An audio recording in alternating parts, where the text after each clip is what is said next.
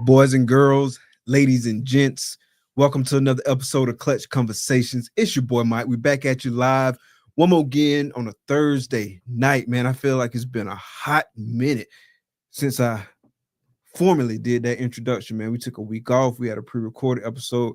Last week's episode was a little bit different than expected, man. So definitely glad to be back in the house, back on business, back in the swing of things, man. Really appreciate y'all tapping in with us.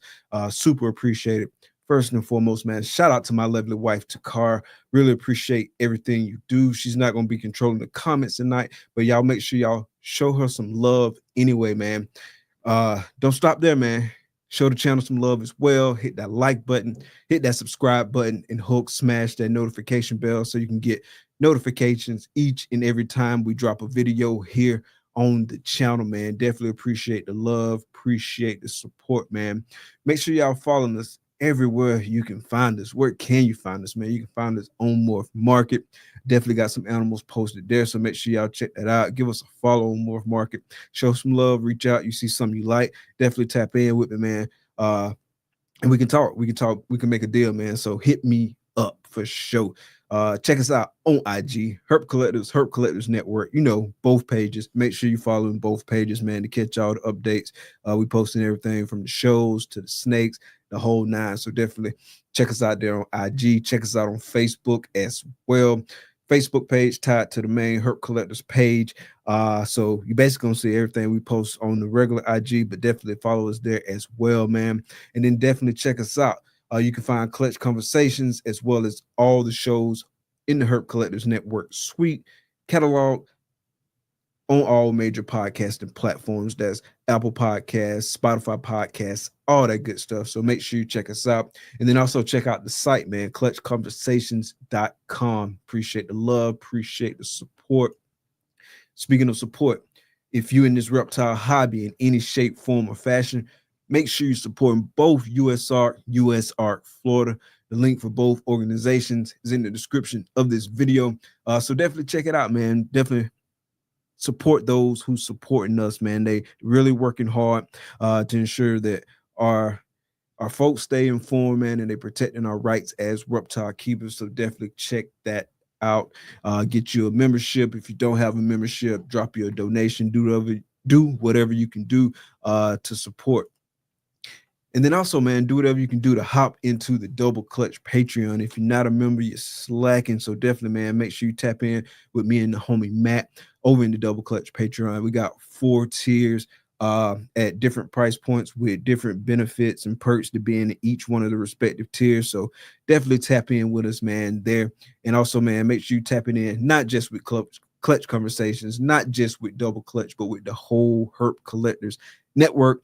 Tap in with Conjure Corner. We got Retic Rundown. We got the Moat, Grow House, also Morph Map, and then of course Clutch Conversations and Double Clutch. So make sure you tapping in with all of those shows, man. You can find all those shows right here on this channel, and you can also find them on your favorite podcasting platform, whether that be Apple Podcasts, Spotify Podcasts, wherever you're listening to your audio-only podcast. Definitely make sure you tap in there and check out those shows.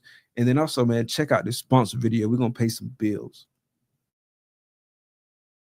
Join Canova's Patreon today and unlock hundreds of hours of exclusive educational content designed to help you run a successful ball python business. Get insider information on the latest genetics, hot new combos, and market trends. Enjoy guidance from the world's leading ball python designer.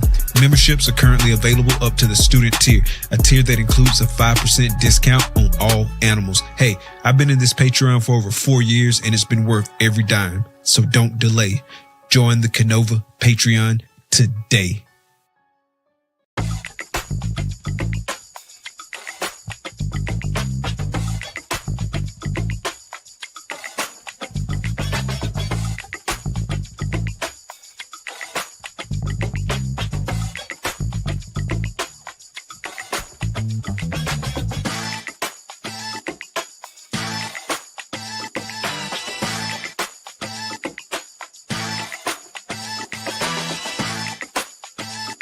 Art comes in many forms.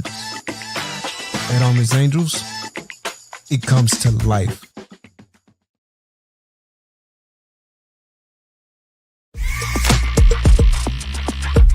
In life, success doesn't come to you. You go to it. In this game, forward thinking is the key to innovation and staying relevant. Plan your work and work your plan. Lose yourself in the art. Lose yourself with wetter morphs.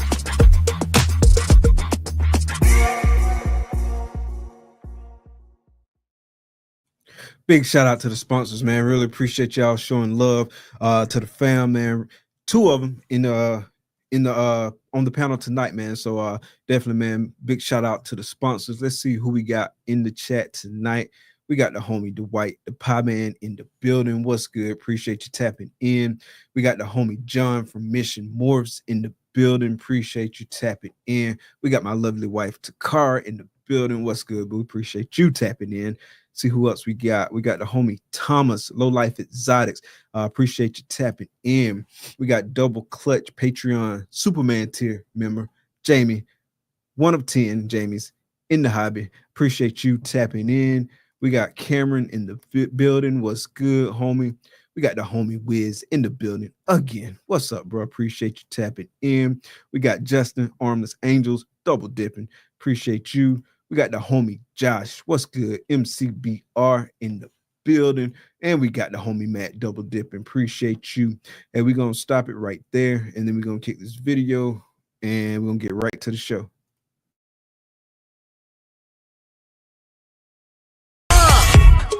Baby, won't you listen to me? I got that flavor. I know you're dying to feed. I ain't no dancer, just got some hip in my feet. Now throw your hands up. Ooh, you bring the lighter. I got the fuse. You make a fire. I'll add the fuel. Follow my lead.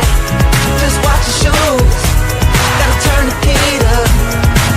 This cool. Who you know who looking like this for real? Who you know who looking like this? Who you know who looking like this for real? Who you know who looking like this? Who you know who looking like this for real? Who you know who looking like this? Who you know who looking like this for real? Who you know who looking like this?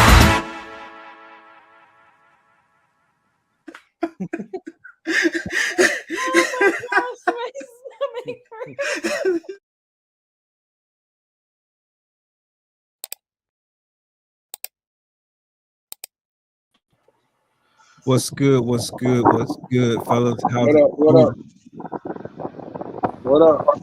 What up? And we got some feedback from somebody. Yeah, I think it's Hunk with the fan.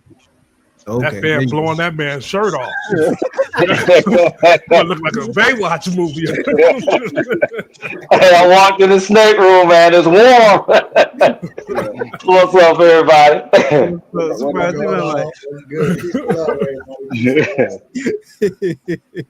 Hey, oh, you turn your phone sideways? Hello here. Oh, totally lost me where I went to. It's good to have the fam back together, though. Oh yeah, It's been a minute, man. I don't think we did one since December. I don't think, or did we do one this year? No, because it's every 3 months. So Yeah. So December till now. Yeah, this is the first one this year. Okay, yeah. I'm good right there. Y'all can see me good right there. Now you got to turn your lock off on your screen. Now your whole body sideways. Yeah, you sideways. Your You said turn rotation what off? You sitting sideways right now. Oh man, screen rotation is locked. let me see what about here, man.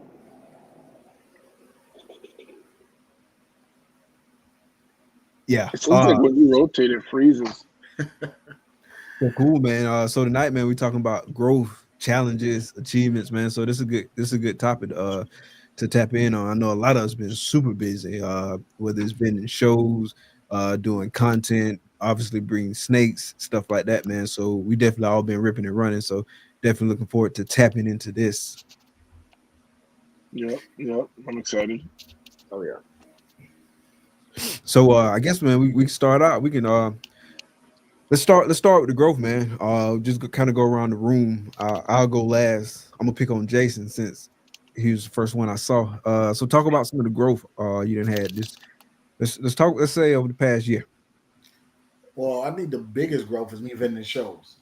Mm-hmm. That's like the biggest thing. Like producing enough animals to vend shows, producing animals that's quality enough for shows. You know, to me, that's the biggest thing I've done. You know what I mean? I think with the show thing, it's kind of tough because like you want to bring stuff that's pet friendly, but you also want to bring things that beginner breeders may want, breeders on your level may want. So it's just tough, just really trying to figure that out. You know what I mean? But it's been fun. You know what I mean? I'm really enjoying vending, like meeting other breeders, new breeders, local breeders. It's been great. So to me, that's the biggest growth so far for me this year is doing shows and vending.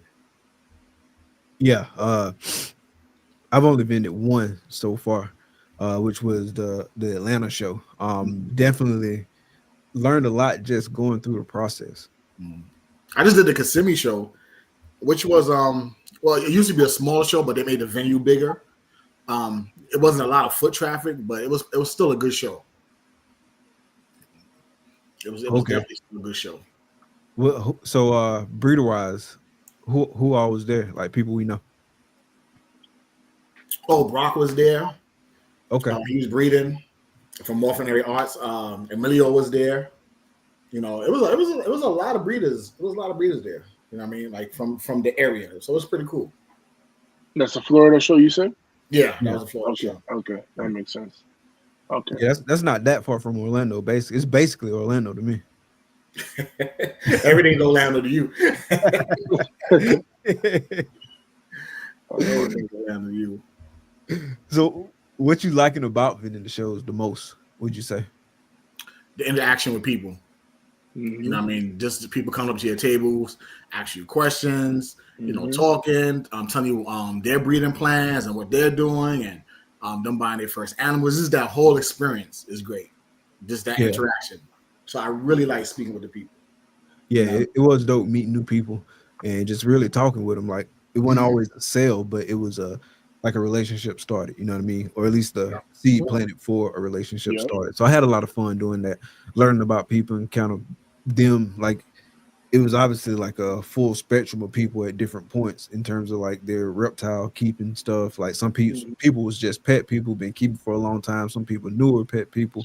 Then you had people in the breeding side of things. So it was good. It was good seeing like the kind of diversity of folk walking through the show. What about you, Jeff? So to piggyback off of Jason, I would say also for me, I feel like when you go to shows, at least for me, I feel like I come back 10 times stronger. Like, you know, my mind is all like, okay, I got to do that. So I feel like it's kind of like a little boost of motivation from a show. You talk about stuff to do as far as vending, or you just talking about in general? In general, shows period. Whenever I go to a show like Tinley or, you know, any other show, it motivates me to go even harder because, you know, you're looking at other people, what they produced, you know, and, you know, it just gets me excited to go to a show. So I feel where Jason's coming from on that, whether you're vending or you're going to. But in terms of me, growth, I'd say collection. A big thing for me, as you guys know, as everyone knows, I was Team Ultima. So here we go. So because of that, I moved into a different direction, and DG just opened me. DG opened me with open arms. So you know, with that being said, you know, animals, of course, have been upgraded, and just collection wise, right? Like I'm moving in a different collection, different project, completely different project. And now I'm excited, but you know, like with everything, you know, I gotta stay focused and grind. This season should be good with the combos I'm producing. And you know, we'll see how it goes. I don't want to talk too much on that, but as you guys know, an animal that I'm super proud of now is that yellow belly DG Batman hypo female. So that's my first ever desert ghost animal I've ever produced. So, you know, that's like I said, DG welcomed me with open arms. So, you know, I'm glad to be with her now. So, you know, we're gonna see what she does for me. So you saying you don't want to talk too much on the new project you working in? Yeah, because I don't wanna jinx anything. You guys know, of course, about it, but I wanna see what goes on with it first. But let's just say if I hit what I'm trying to hit, it should be, you know, a banger clutch. So, or banger clutches. So we'll see. Word.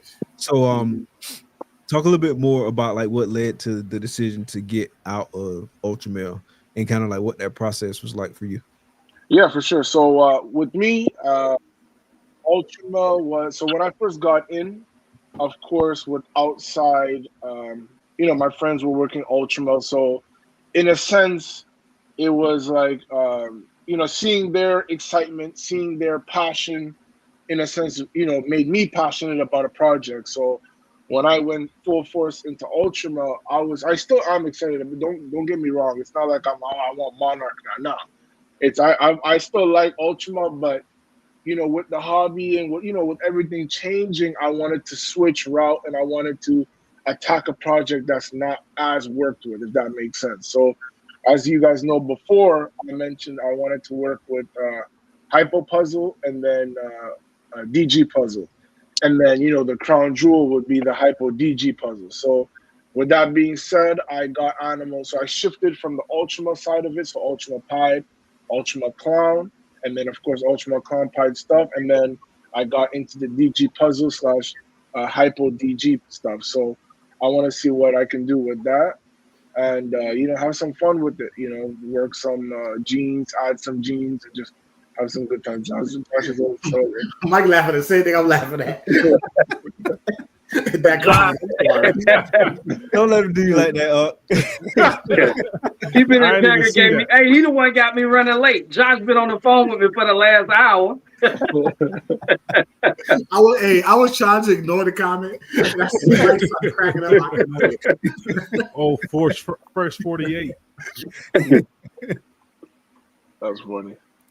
Yeah, I'm sorry, Jack. No, it's all good. It's all Josh be trolling all the time. So we gonna bust Hey, man, we need some laughter from that clown. Yeah, Josh be having you rolling, man. That's funny. What about you, Matt?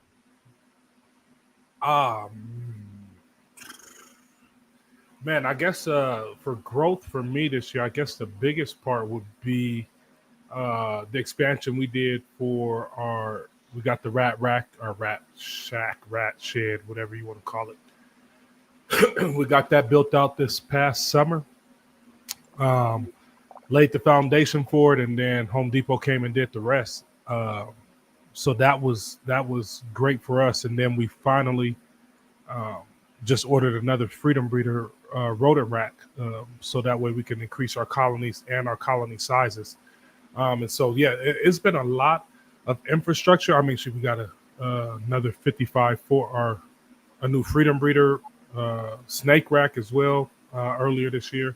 So for us, the growth has been infrastructure for the most part this year. We have, you know, had some amazing animals this year too that we produced. But for the most part, I was really focusing on the infrastructure and being able to push my animals forward on that side of things. So the growth really came for us this year on that side with the addition of the rat room. And I think, I can probably hold, I can fit, you know, close to, you know, 1,000, 1,500, like, well, way more than that probably. Yeah, I know I can fit way more than that because that's what I got right now in the grow tub. So, but yeah, no, it's man, we could quadruple our rat production inside of there. So that's what we grew at. I feel like you made a lot of ground in the paint stuff this year too, or this past. Oh yeah. I wouldn't even think about that. I was waiting to talk about reptiles or something. Yeah, no. Yeah, no, for sure. This year, I think we held back. Not eight. I want to say it's 8 because of 1.8. I think we held back of paint, or no, 2.8. Sorry, of paint. Het paint, sorry, no visuals, but all het paint with also other recessives tied in there, whether it be Hypo Clown and Desert Ghost or Hypo or just paint and clown or whatever. We got a lot of stuff with a lot of codoms in there, so I'm really excited about the paint project. I'm trying to have my name in lights with that project here in the next 2 years, man. So I'm going, 100%, 1,000% in that project alone right now. So for sure, yeah, man. I really like that stuff you're working with in that project, man. It's hard to stay out of it, seeing what you're doing with it. What about you, Aunt? Well, what's the question, man? On growth, challenge, and Yeah. achievements? Okay, gotcha. Yeah. Growth, man. So what now? So we starting with growth. Well, growth been biggest thing, just learning everything I need to do in growth is learning to maintain the animals. And the growth of that is just learning basically how to keep them well. And especially now that I'm breeding, there's a lot of questions and a lot of mistakes the first year. So now it seems to be getting it right, even with the temps and the tubs, man. So the growth has been expeditious thanks to you guys. I listen to what you guys say and thing, and that's been my biggest growth of it. That's what's up. What about you, Justin? Yeah, my biggest thing as far as growth is actually, like Jason said, vending the shows. Because I mean, on my 8th year in now. Originally, I said I didn't even want to vend shows. Yeah, I remember you didn't want to vend. Yeah, at all. At all. I was strictly morph market, man. So yeah, I kind of underestimated the work that actually went into it, and I was kind of dreading it for a little while. But I mean, after we got started, I actually enjoyed vending more than I do just hanging out at the shows, man. It was a blast at Southeast. 100%, 100%. And I'm gonna piggyback off what y'all said too, as far as growth. Like, granted, I have only vended the one show, but I definitely learned a lot just about vending, and I know there's so much more to learn. But just going through that experience, like for the very first time, and just really seeing how much work does go into it, because I mean, we was all in the same chat and we was talking about all the stuff that we needed to do to get prepared. Like, I know Matt invented like a million shows, but for all of us, we just really kind of getting our feet wet with vending. And so like Matt was a real good resource, you know what I'm saying, in pointing us in the right direction, whether that was just talking about like the logistics of what you're doing, whether it's talking about some of the stuff you need to make sure you pick up, like all that kind of stuff was super helpful. So definitely enjoyed that experience and learn some places that I can improve. Obviously, like on the social media side, let's start there, or let's go there. Rolling out the network over this past several months, that was definitely big growth. I mean, now we got 7 shows on the channel, working with a lot of different people and talking about a lot of different species or even plants. That's dope too, because I didn't even realize like how much went into like the whole plant stuff, but just like hearing them talking on Grow House, just about the genetics, about the process, about the market, about the community and all that kind of stuff. Like, it's just eye-opening for me, just to learn all that stuff. So that was real. That's real cool. So definitely appreciative of that. Appreciative of everybody that's been tapping in, helping us out with that. The Double Clutch Patreon, man, that's cool. This what month? Like 6, 7, something like that. Like, we started back in the early fall or something like that, or right after Daytona, somewhere around there. Yeah, somewhere around there. Yeah, but that's been cool too, and really appreciative of all the people that came through and supported. So that's been cool. Obviously, with the animals and stuff, it's been a lot of growth there. Hit some cool combos this year. Definitely excited about that. Really getting some really nice holdbacks and gonna be moving like some of the stuff that I've had for a while. Gonna be moving that out, and in a couple years, man, like I feel like most of my collection gonna be holdbacks, and so that's a good feeling. Mm-hmm. Mm-hmm. Yeah, don't nothing grow like them holdback females. I know what. Yeah. Yeah. You know, that's a great feeling when you're producing the stuff instead of having to go out and buy it. It's a really good feeling. I do. Okay, here's a question for you guys. Do you feel like, as a breeder, do you feel like there may be a point where you won't have to buy an outside source animal, or you think us being in the ball python game, we are always going to have to pick up something at some point? Whether it's now, whether it's 2 years from now, whether it's 3 years from now, What do you guys feel about that? For me, I feel like to stay relevant in the game or to stay on top of your, to have good tools in the toolbox, you're going to have to add at least, depending on how big your collection is, 1 to 10 animals a year, especially per project. How do you guys feel about that? I feel like you're gonna be adding much less. Like when I was first getting in, was having to buy like a whole lot more. But now I'm getting to a point to where I know more about the process and kind of like the strategy and stuff like that. So I'm a lot more picky with stuff that I'll pick up. And then also like I need very specific stuff, and all the time that stuff not out there. And so it don't make sense to just pick up an animal to pick up an animal. And so like just kind of by natural selection a little bit, you end up having to pick up less. I feel like it. Like I don't feel like I ever get to a point to where I'm not picking up nothing. But as far as like bringing in like a whole bunch like I was at the very beginning, I don't think I'm gonna be there again, because it's not like I'm building a collection, right? I'm just supplementing for what I don't have. Yeah, I kind of agree with that. Like I feel you will always still have to buy. Yeah. Like no matter what, because this is some project you're not gonna be in. You know what I mean? Like for instance, we just talked about the paint project. I have nothing in that project. So I know down the line I might want to get into it. So yeah, you still have to pick up an animal, here and there. I just think the buying is more selective. You know what I mean? Like Mike said, because like now I find myself buying more males than females. You know what I mean? Because like most of my females, like my grow ups and stuff like that, they're to the point where okay, they're ready. So now I need certain males to go with them. So I think you'll always buy, but you'll be more selective. Way more selective. Yeah, I agree with you on that, because I'm about at the same point. Well, I'm not purchasing a lot like I initially when I first started, but now I'm getting to where I'm producing some stuff. I'm not having to purchase as much.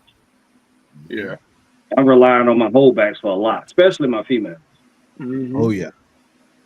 See, now it takes into consideration that instead of you buying, let's say 10 animals, you can just drop the bag on 1 or 2 and put that one to work, versus buying, like you guys said, instead of buying a whole bunch, you can just put that money you would have spent on 10 on maybe 2, 3 bangers, and then put those males or females into what you already got in your collection. So I do feel like as the industry progressed, we are more selective in what we buy versus before we buying everything because everything was hot, so it made more sense to have that, especially because now you want double to triple recessive stuff.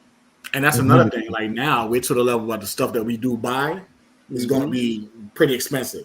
You know what I mean? Right. Opposed to, coming in and how we just buying stuff now, everything we need is like right. Is it expensive or it's not out there? It's not out there. It's not out there. Like I've been looking for some potential males in one of my projects for a hot little minute now, and I don't see nothing. You know what I mean? Like either it's not a male in that project, or it doesn't have the genes that I need as far as like the codom aspect, or the genes that it does have. If it does have like 2 or 3 codoms in it, those genes don't really work well with what I need to put it to. And so I need like a very specific animal. You know what I mean?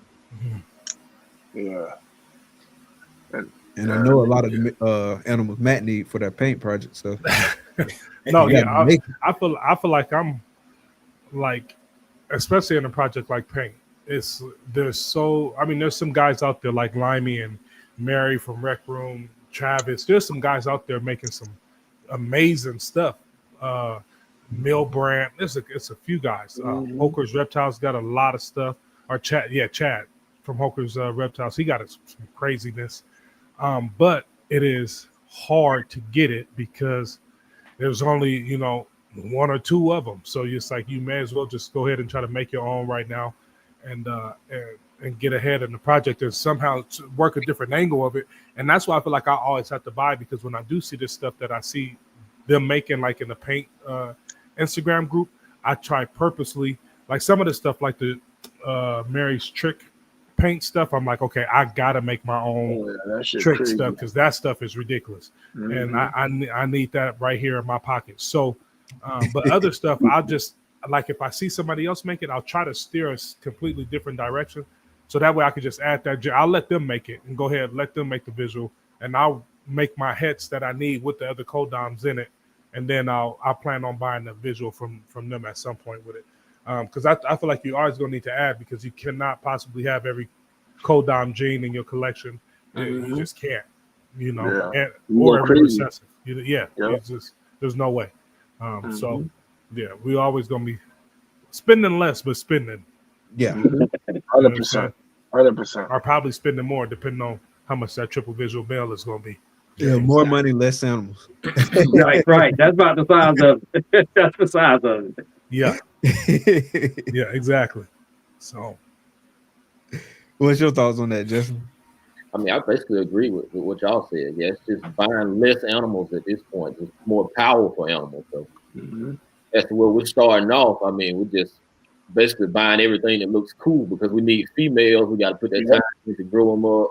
Everything basically fits your project because you need so much at that point. Right. Yeah, but I mean, now we're just looking for that specific male for a specific project. And I think we're all in the same boat where that male can be pretty difficult to find. Yeah. You get it and you get him going, man.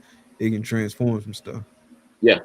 It's crazy because the clown back then is now a clown double head DG this or a clown double head something. So we've advanced as a hobby, which is good. Obviously, the advancement is always good in any industry, but we've definitely advanced into especially with this genetic shedding or genetic testing.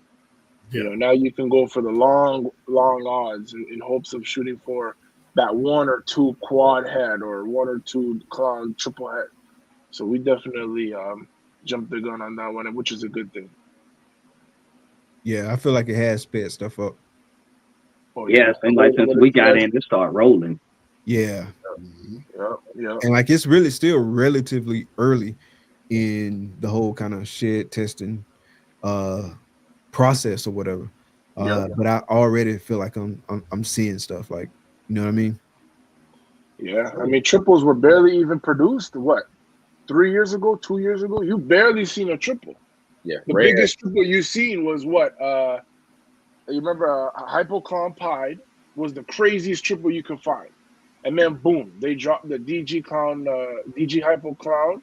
That was the hugest, that one, it sold within 1 day, 5 of them sold from that one Jeremy clutch. And that was everyone's goal to produce that. And then since then, now you see, Clown Hypo Pies on Morph Market for, like 5K? They were selling for 15K, like boom, boom, boom, boom, boom. Mm-hmm.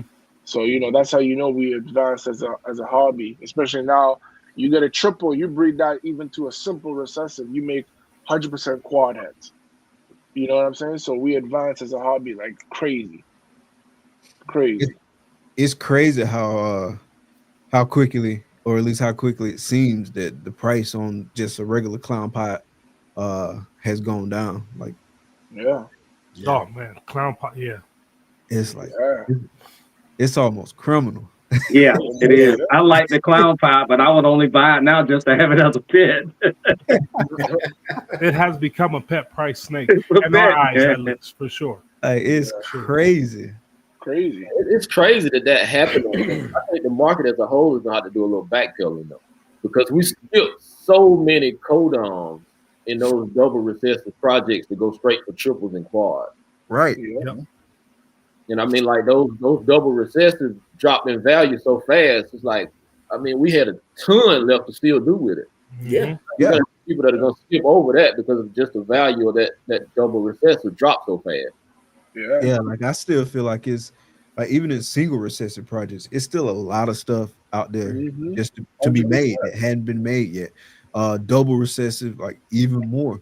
But you look at like the price in double recessive projects is low compared to where I thought it would be like at this point, because it's not that far back. Like I know obviously like the COVID stuff, I'm not even factoring in that stuff.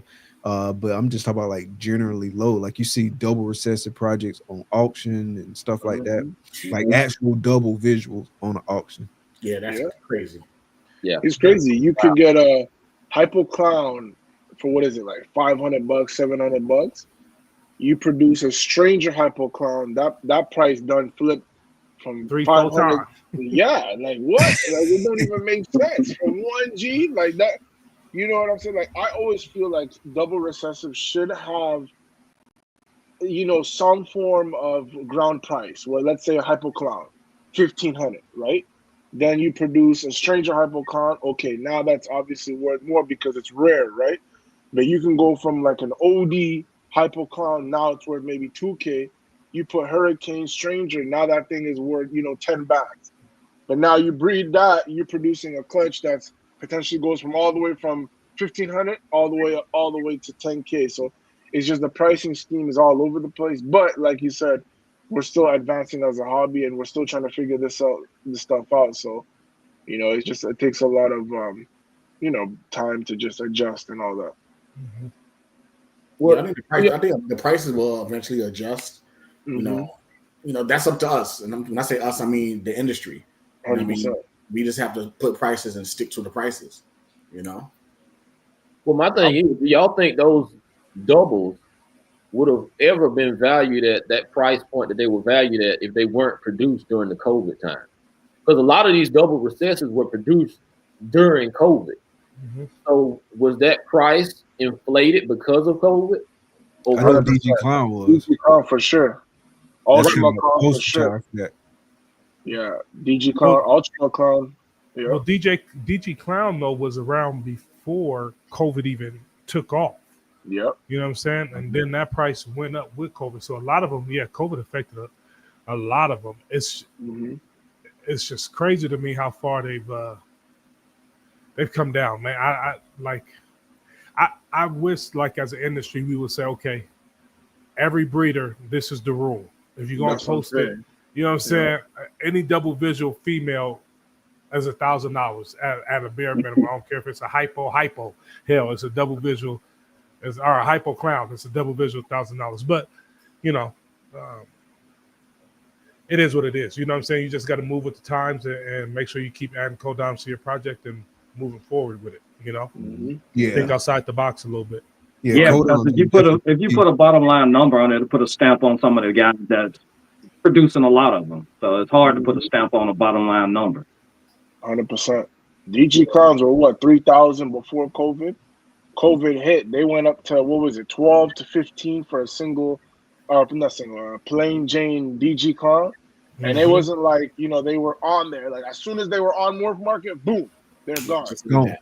And then that's not even considering DG Clown hypo, or, you know, when you added that extra triple recessive project, that almost flipped the price. Now instead of a DG Clown being 12 to 15, it was a DG Clown hypo for 12 to 15. And then now you can get a DG Clown hypo for what? 5K, maybe even less. Even less. Yeah, depending on who you go to. Oh yeah. So it's crazy. That's the posted price. Yeah, I'm sure you hit them up. You said, let me get a little busy. That ain't the DM deal. That's the posted price. You might get 30-40% off of it. I just can't imagine buying a DG Clown in COVID for, let's say you bought one for 12K in COVID. That girl still didn't produce you a clutch. You're gonna have to produce 3 clutches of her just to make your money back. So that's great. But ideally, you obviously want to add some jeans inside, some cold arms, and all that. So I guess, like I said, it goes with the game, right? What's your thought on? And a lot of people bought those DG Clowns with pastel in it. Oh yeah. They hate that. What's your take, Jaffy, on big money on females? I'd say obviously because of the industry, like we're taught, oh, you have to spend the money on the females or buy the females and stuff like that. But I'd say because of everyone's uncertainty of how pricing is, the idea is, let's say you drop 10 bags, right? You spend 10. By the time you breed her, you thinking, okay, she's going to be worth 2. She's worth 3. So in my opinion, if I had the money, would I spend the money on a female? I don't know if I would say yes. I think I'd be more likely to say no. But with the right female, depending on the genes, I would. It's hard. Genuinely, it's a hard question, because the first thought process is like, is this female going to be still worth it by the time she's ready? You know, some females, go at 2, some females go at 5. You know, so that's the only thing. Versus a male, he don't go at 1. You could, you know, put him at 3, and then by the time he goes, you can put him to 3, 4, 5, 6 females and make your investment. But you get what I'm saying? So it's a hard one. It's just if it's the right female, right time, right everything, I can see myself doing it. But just to do it now is a little bit of a hard one. Yeah, I would say I agree with that completely, like 100%. I'm not saying that there's no females that I wouldn't drop like some serious money on, but I would prefer to drop serious money on a male. That way I got more chances. I can spread it across multiple collectors and have a better likelihood of getting an ROI. Exactly. I know, like a lot of times what I've seen, like in like certain projects, like I feel like kind of early on in a project, the male is really worth more than the female in that project for that very reason, because you can get a better ROI in theory on that male than you can get on the female. Do you guys feel like once the male female price kind of get about the same and then the female get a little bit higher than the male, do y'all feel like that's like a leading indicator in terms of like where that project is heading? What y'all thoughts on that is? I think it depends if it's an adult breeder, female, or I'm talking about like holding everything else constant, like not different age groups and stuff like that. Like hatching to hatching. Let's go there. I think eventually they'll balance out. You know, it just depends on. I think it depends on what kind of females you already have versus what kind of males you have. Depends on what you purchase at. Yeah, I'm talking about like the actual price of the hatching. Like let's say let's call it Project A, right? So at the beginning of that project, when that project is in its early stages, let's say Project A is like a triple visual or something, right? I feel like a male is worth more and probably should be priced more than a female of that same size in that project. But at some point, the females in those projects are worth more than the males, holding everything else constant as far as like the genes, the age, all that kind of stuff. So once that price point for that male and that female, again, holding everything else constant, once that kind of reaches like the same point and then the females start being worth more in that project, do you feel like that's a leading indicator that that project is like mature or that project is going down a little bit? Does that make sense? Yeah, no, that does. I feel like it's matured for sure. Yeah, I feel like that indicates that it's matured, especially to the hobby, because those males are sought after to spread that gene around. Everybody wants a male. You know, just take like Monsoon, for example, when that came out, those males was going for crazy numbers. You know what I mean? And so just to try to spread those hets around and have those 100% for sure hets, you know. And then, you know, they grow those females up that they hold back after that. But yeah, I think once those prices kind of even out, it's stabilizing that and saying that, hey, that gene is out there now, and it ain't that it's a bad gene now, it's overworked. It's just that it's at a place where now there's a lot of people in there and a lot of people are being able to work that gene, and it's not as rare as it once was, you know? Yeah, that made perfect sense. Yeah, I think it more so depends on what exactly the combo is. Because, I mean, you can have an old gene that's been on the market for a while, that's been produced, and there's a lot of them on the market, but if you were to put that with another codon that gives you the possibility of making supers or really combinations, I think that would raise the value of that female back up versus a male. Like, give me an example. For example, say like Stranger Clowns. Stranger Clowns has been on the market for a while now. And everybody right now would rather have a Stranger Clown combo male. But if you could get that Stranger Clown with, say, Cypress, to where you can make a, what would that be, a Stranger Dark Knight, I think that female would be valued more than a male would. Stranger Dark Knight, yeah. Yeah, it's a hard one. I can see that. No, I said, yeah. Yeah, so it kind of depends on what the combo is. There's really no right or wrong answer. Yeah, that makes sense. Hey guys, we're gonna take a real quick commercial break. Y'all might know some of these sponsors. No Known for his innovative approach to genetic shed testing and top-quality ball pythons, Grey Rider Reptiles also excels in exceptional customer service and responsiveness. With a quick turnaround time, Charlie ensures you get the service you want and need. Visit shedtesting.com to explore his offerings and experience the best in the business. Don't miss out. Head to shedtesting.com today and unlock the power of your breeding projects.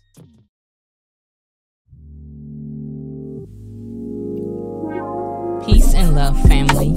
We invite you into the heart of our serenity, Ancestral Royal Pythons.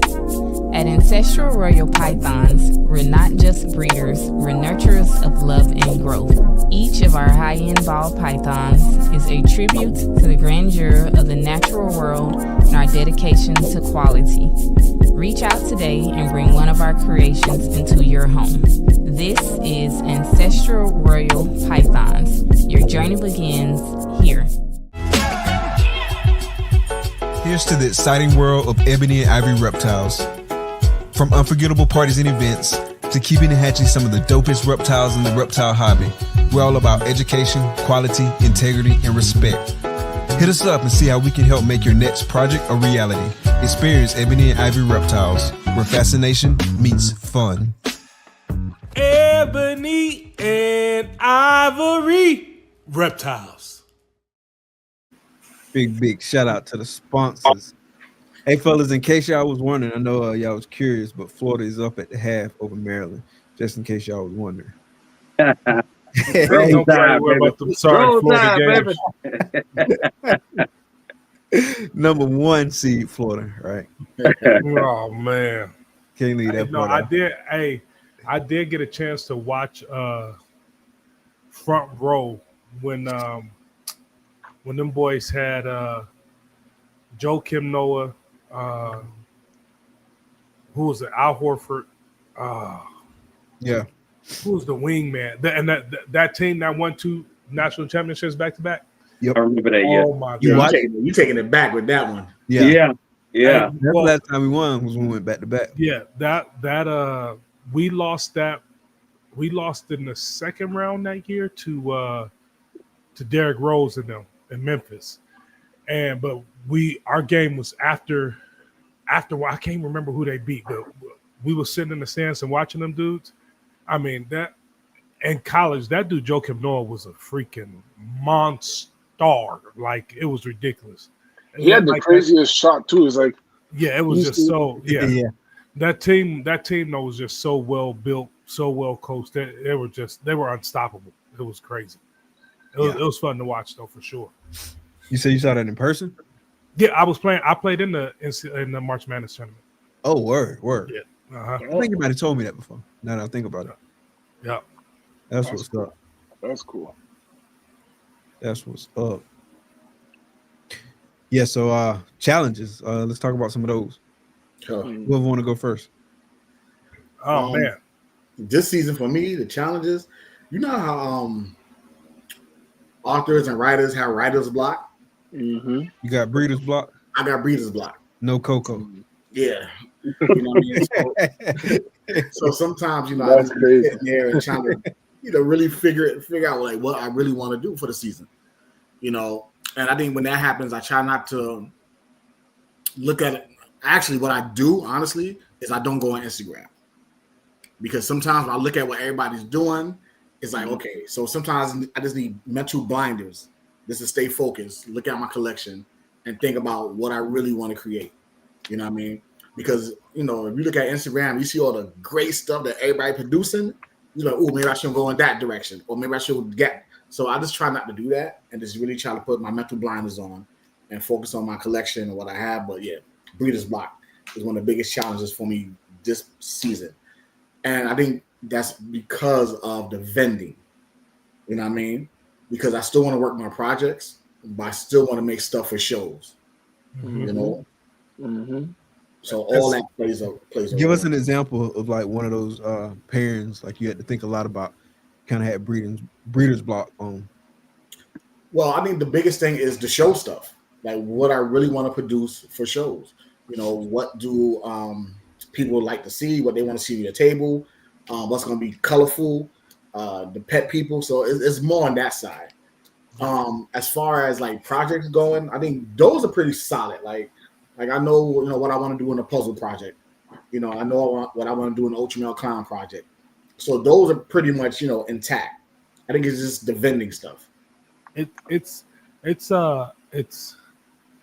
almost kind of like you gotta have two different breeding projects. Like when you're doing shows and stuff, it's two different breeding plans to a certain extent, right? And you always hear dudes like, if you talk to dudes that do a lot of shows, like me, I talk to Rich all the time. I talk to Nick from Renowned Reptiles, Rich from Capital City, like and some other cats. We'll all Mickey's Morris, like we'll all be talking, and it's like you'll have your breeding projects that you are doing to advance your collection, but then I still got 4 pieds that's sitting up in here that's got basic genes, pastel pied, a regular pied, and then I got the one crazy pied from Ozzy, and then they're all going to an Orange Dream Inchy pied male, just so I can make some pet pie stuff.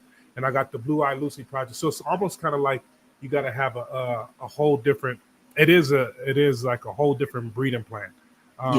That that takes up room in your rack for one, so that part is crazy. But you do got a plan for it. Like what's the name was that you said that on, Mike? I think it's Ank's intro where you like know your work, plan your work your plan. Yeah. So it's like you really do. You got to have 2 plans when it comes to breeding and when it comes to your show stuff. So I definitely get that. That's for sure. Mm-hmm. Yeah, I sometimes focus. You know what I mean, on your projects. Yeah, I ain't gonna lie. I sometimes have that like with my actual like my projects that I'm using like to advance like the collection and stuff like that. Do I go for something that I can make some cool looking animals versus build from the future? And me, I do a little bit of both, right?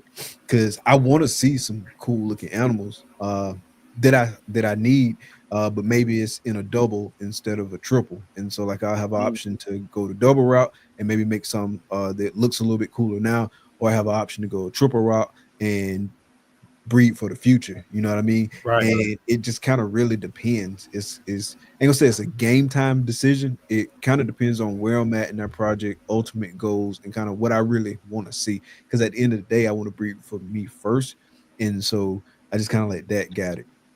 Well, you know what I hate when it comes to that? Oh, there's the comments right there. What I hate when it comes to like breeding for shows and then versus your high end stuff is like people always say, well, I'll just take my the stuff that I don't keep to the shows or you know what I'm saying, my throwaways to the show. And unless you plan on selling a male DG triple hat for $200, it ain't selling at the show. Like right. You know what I'm saying? I hate like that part can like when people say that who've never done shows, they'd be like, oh, well, my byproduct will service as my shows. Go to Bob Vu's table at a show. This dude got super fires and bales all over. Like there are show animals that sell and have proven to sell. And I'll tell you right, like I could bring an inchy triple quadruple head paint hypo clown puzzle, and she's not selling for more than $50. Like unless there's another breeder there, she's not selling for more than $50. So unless that's what you intend on selling that male or female for with all those proven heads, byproduct is not, you know what I'm saying? They can be your show animals, especially your males, if you just going to sell them and list them as an inchy versus listing them as an inchy quad head. You know what I mean? Mm-hmm. So, that part be annoying. I do not like when people say that because I'm like, dude, you're taking the art of the shows and you lose that. There's an art to doing shows and that ain't byproduct ain't the art. That's for sure. It's not. It's not. Nah, not at all. Because to a normal person, they're just gonna see a normal looking ball python. Right. Mm-hmm. Right. Invisible genes. Yeah. Yeah. Like what can we see? Yeah. Exactly. Yeah. Usually I feel like Bell. Yep. I feel like Bells, Pieds, Lavenders, Albinos, Bananas, those are usually show animals where we were vending once with Elias and I so we could see the door, and I seen a lady beeline from the door ran to our table and said, "Do you have any?" I think she said blue-eye leucisticus. I'm like, nah. And then boom, she bounced to the other table. So I'm like, Yeah, damn, they know what they want. Yeah, right. And a Yeah, lot I of had that people to happen to me at the show too. Somebody did me that way. They ain't trying to read your label that got 15 different hats listed on there. They ain't Nope. They don't know we got that all white snake. And a lot of people who be at the show too, they be people who don't even keep yet. They just interested a little bit. And so it's gonna be those snakes like y'all just named, like those morphs like y'all just named, that's gonna pull them to the table. Like a pie will pull somebody to the table, banana pull somebody to the table. You know what I mean? Because even like, so I had people like in my family and close friends like come look at the snakes and stuff.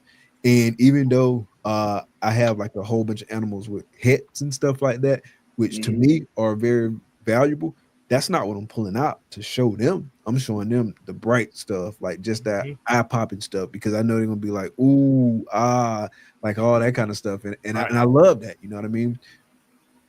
Yeah, it's a whole different art, man. So that was my major challenge for this season.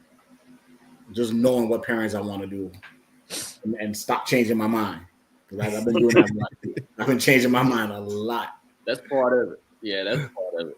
I just put my breeding plan together and sent it to Justin over at Armless Angels, and he just picked through it for me. Whenever I think I got it right, I sent it to him, man, and he sent it back like, "Why you doing that one?" Because I wanted that one, man. Oh man, that's funny. But no, I think I pretty much had the same challenge as Jason with trying to figure out what to breed for shows. It was really after doing Southeast, and I kind of got the feel of what people would look for at shows. And I came home, went back to the drawing board. It's like, okay, I can breed this to that and breed this to that and make some show animals. But then it's tough because I structured my collection so much off of high-end projects to where it's like, okay, do I breed this male to this female that I purchased with high-end intentions and make a lower-end clutch to sell at shows, or do I just go on with my high-end breeding and focus more on selling to the high-end customers? Because the way I look at it is do I want to sell this whole clutch at a show or several shows, make $2,000, or do I go high-end with this and it takes me a year to sell it, but I make $20,000? Yeah, so it's a tough battle, and then it depends on what your goal is at the show. Are you actually going to the shows to make as much money as you can? Or are you going to the show to make connections? Or are you branding, you're trying to meet people, or just enjoy the atmosphere of the show? So it totally depends on your goal of the show, on what you want to produce. Yeah.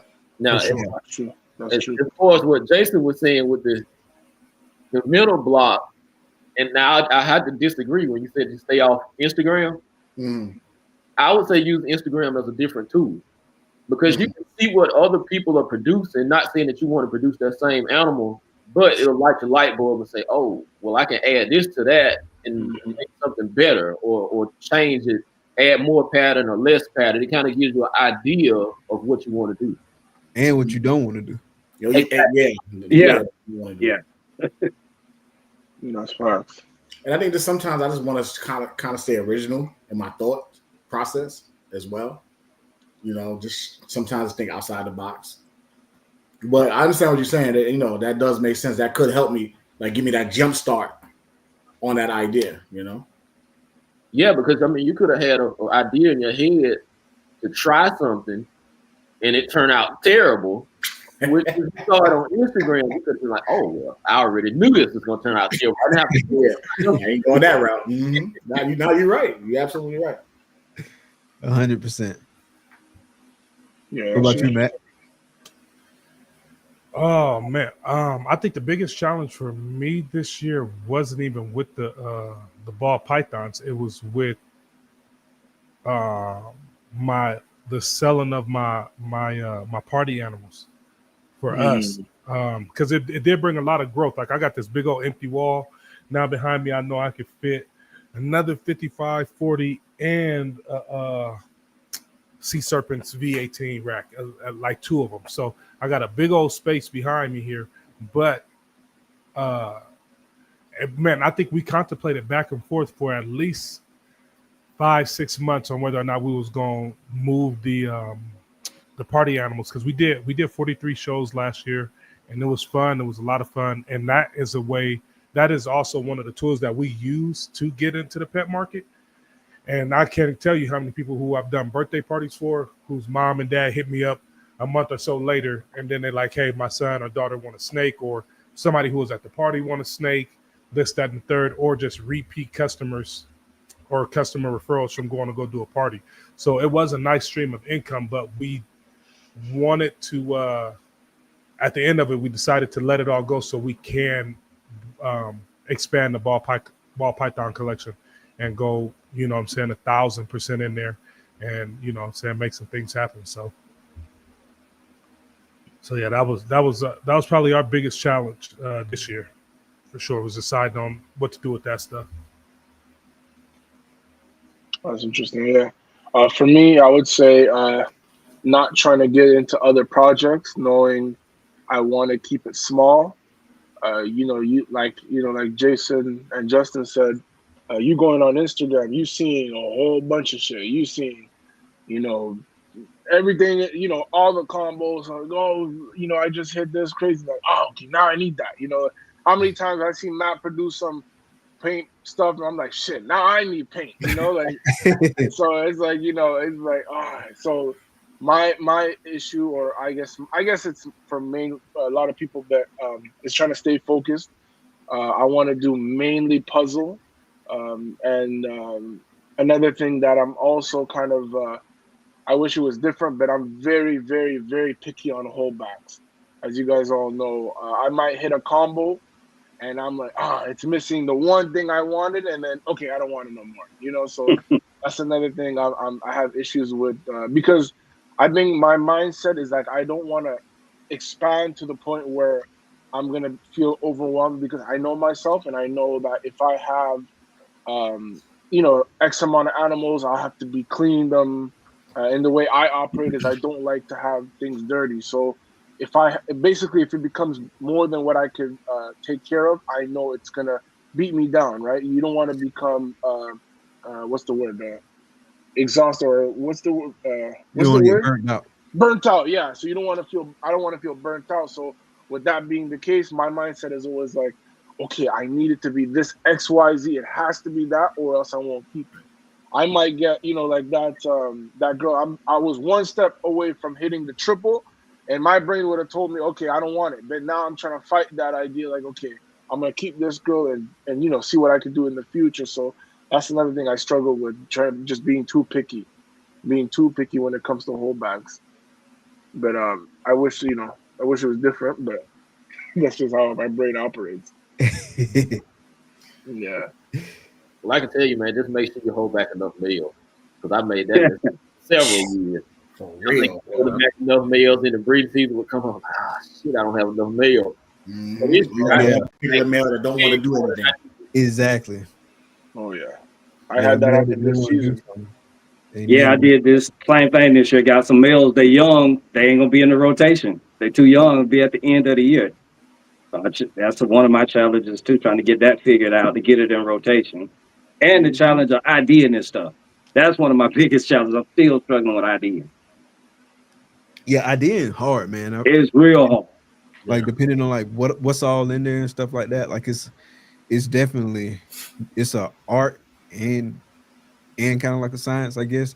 But it's definitely an art to it, and developing that eye and knowing what like specific things do. And so that's why I always tap in, just to get second opinions.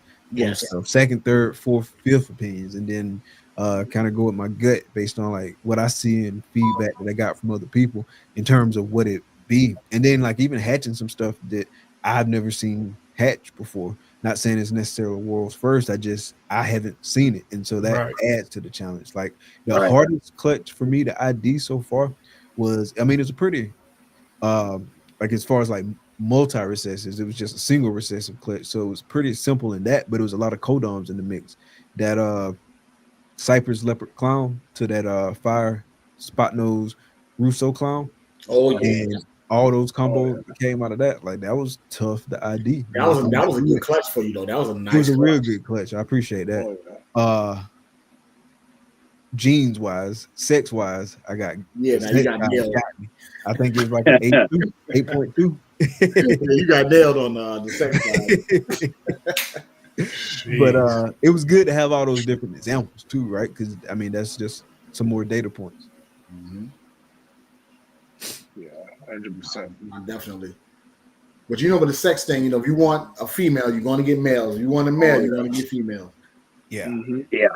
Yep. This is the only clutch I hit that I was like, okay, I want this to be a female, and I want it to be this, and it came all true. So, you know, I'm fighting it. Shoot. I had two thought to be females, turned out to be males this year. And a word? Yeah. Yeah, I had two of them.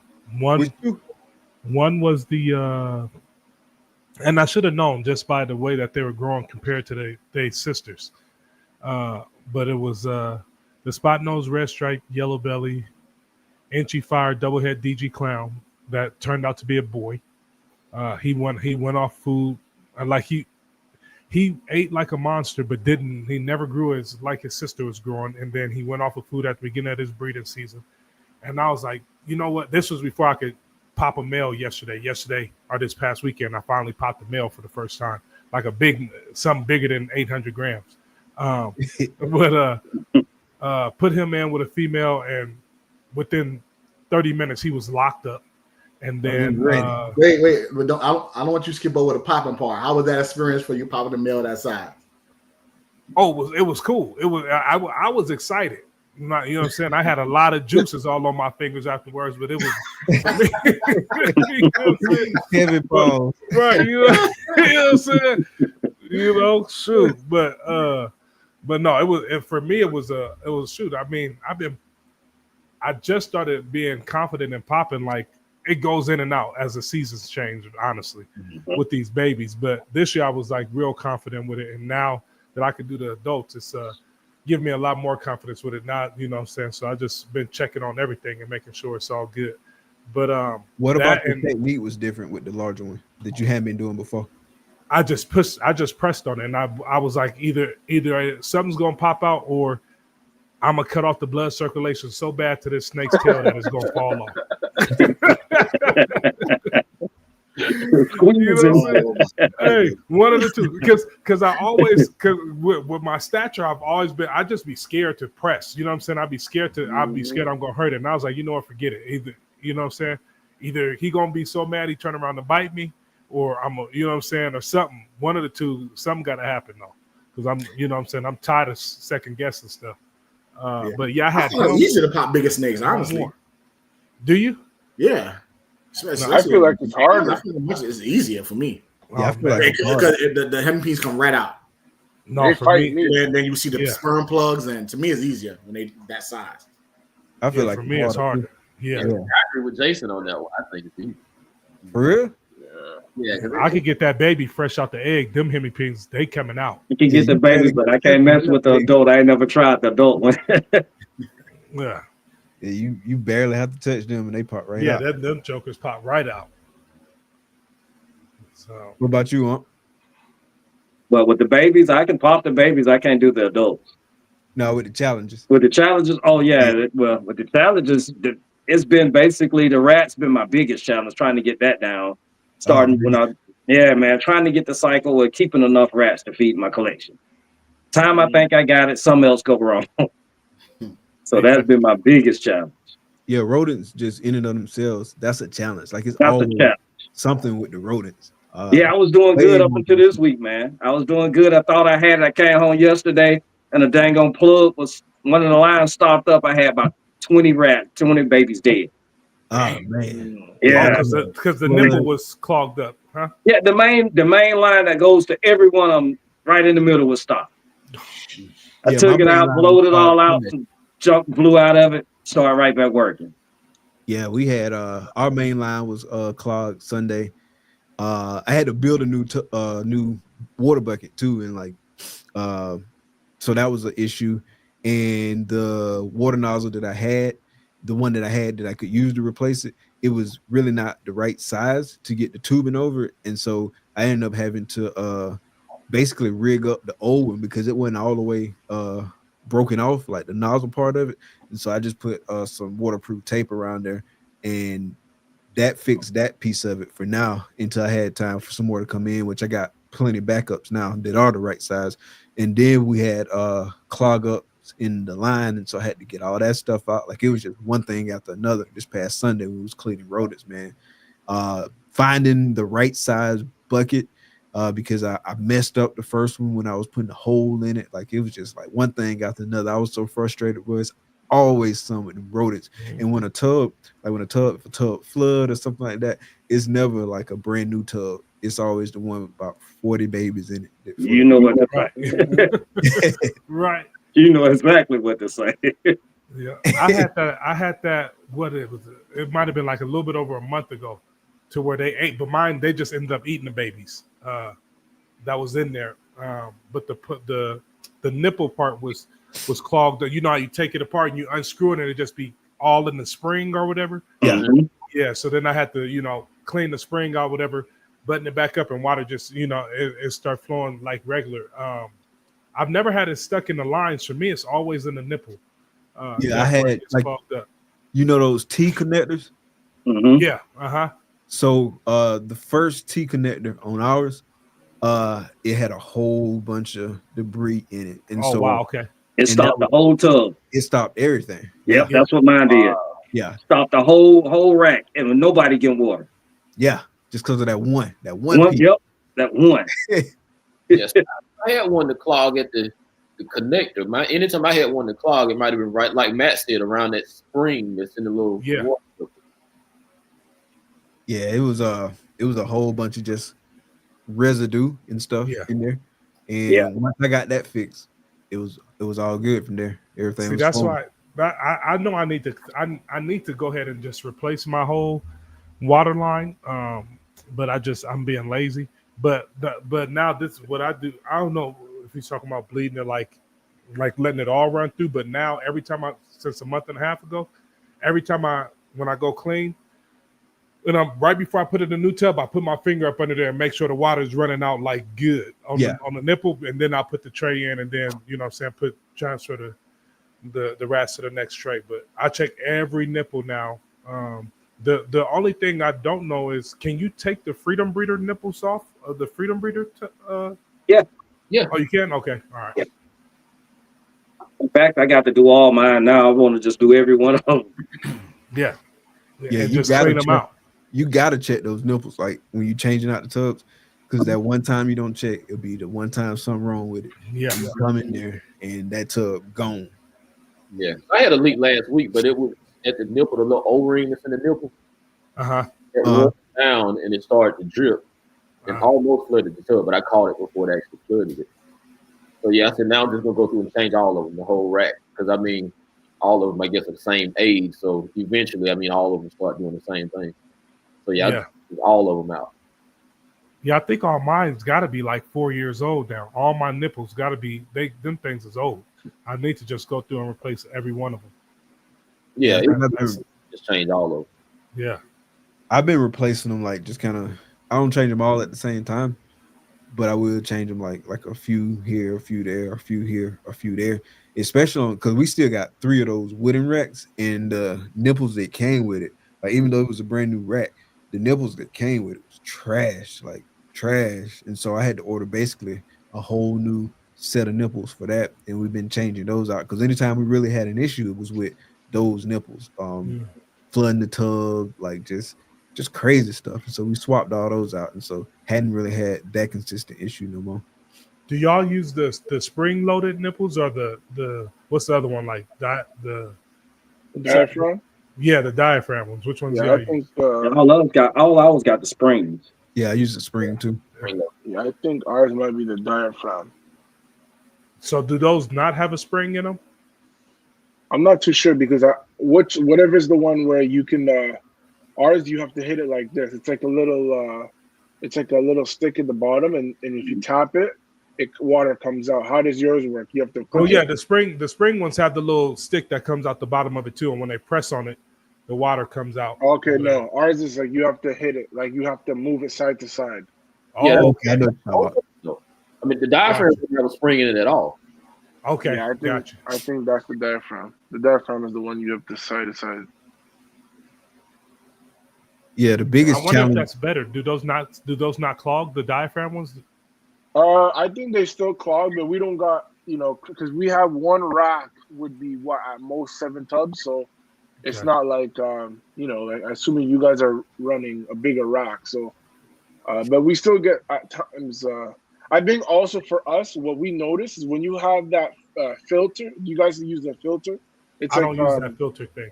okay, that's the thing we figured out that was causing the clogs because the thing inside the filter would get clogged, which is ironic, and then it wouldn't allow water to come out. Mhm. Yeah, Ever but since we removed that, that's the little filter that goes on the line that you're talking about, right?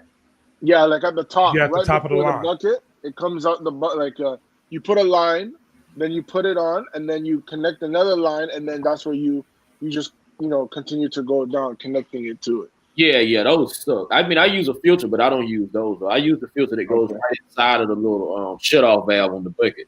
On the back side. Okay. Hey, Yeah, Mike, go back to that the Vision Quest comment because about the water. That or No, the keys to keeping the clog is the water.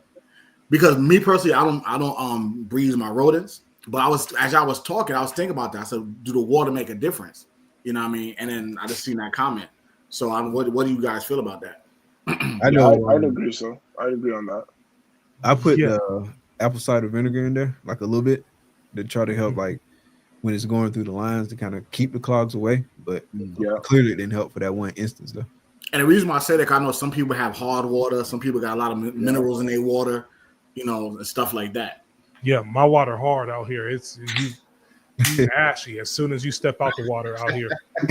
So, it's ashy out here. So that's why I use the apple cider vinegar too, because my lines do get a lot of like the calcium residue around them or whatever or inside of them. So I try to put a couple teaspoons of apple cider vinegar in there every time I fill up the tubs. But it's also for me, I feel like it's the dust in there. I mean, from the food, from the bedding and stuff. Yeah, when the rats are eating and you know what I'm saying, then they go up for water and stuff gets clogged all up in there. Oh, it happens. You just got to check them, man. Because you got the fans blowing, they blowing all the debris around. Right, yeah. Exactly. And there's no cover on the bucket. Yeah. Like you don't have no cover on top of your bucket? Nah. I have a cover on top of mine, but I don't have it like all the way on there because I don't want to like seal up and make it hard for the water pressure to go and go through the line.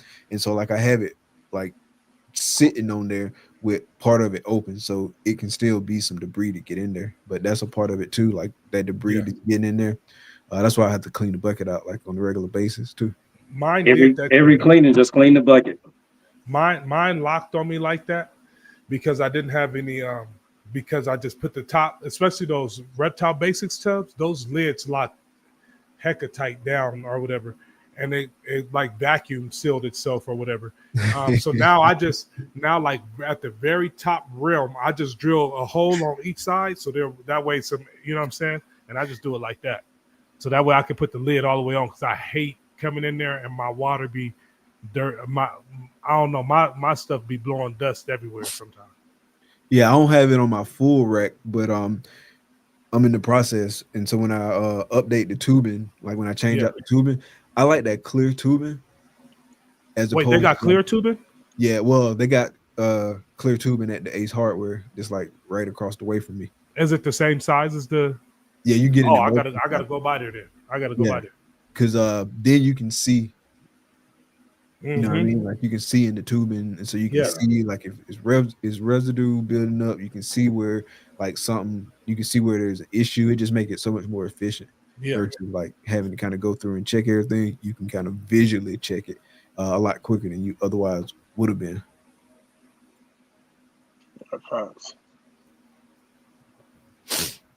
Man, challenges for me.